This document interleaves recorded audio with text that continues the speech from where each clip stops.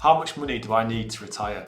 This is a question that I come across all the time, and it's probably one of the most commonly searched questions on Google. Unfortunately, the irony is there is no answer to this question.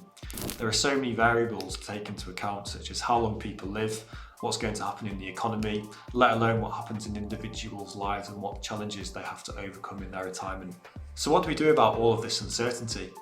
The aim of this video is to show and illustrate to you how I help my own clients build flexibility into their plans, giving them the confidence to retire on higher and more sustainable incomes, often sooner than they thought possible. At a high level, this can be broken down into 5 key steps. Step 1, assessment of your current situation.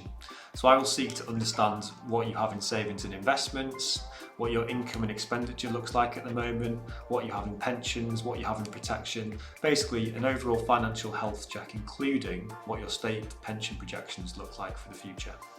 Step 2, thinking ahead. So once we have an understanding of where you are today, we then need to try and look into the future. What lifestyle would you like to lead in retirement? When would you like to retire in an ideal world? How much money, net of tax, per month are you going to need to be able to achieve those goals? Step 3, planning. Using specialist cash flow planning software, I can help my clients fill the gaps between A, where they are now, and B, where they want to get to in the future. This software, we can feed in all the data that we've discussed, and we can see visually how you're going to track to get towards your goals and whether you've got any likely shortfalls or not. This is where we can start to identify whether there's any gaps in your plans that we can help you fill. Step 4, make necessary adjustments. So now we've done a cash flow plan, we have identified whether you've got a shortfall.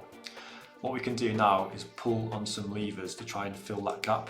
Those levers might be to extend your retirement age, it might be to plan to retire on less income than you had originally planned, or it might be to initiate further investments at this stage to fill the gap over the long term. Finally, we might also decide that you need to increase your investment risk profile in order to try and achieve a greater return on your investment. These are all options that we can discuss, and crucially, we have the knowledge and the time to do something about it before it's too late. Step 5, implement and review. This is the last and the most important step of the whole process.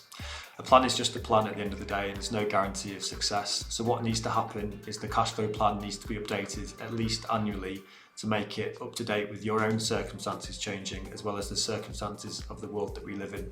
If this happens on a regular basis, we can ensure that the plan is up to date and as accurate as it can be. This is only going to increase the likelihood of it becoming successful over the long term.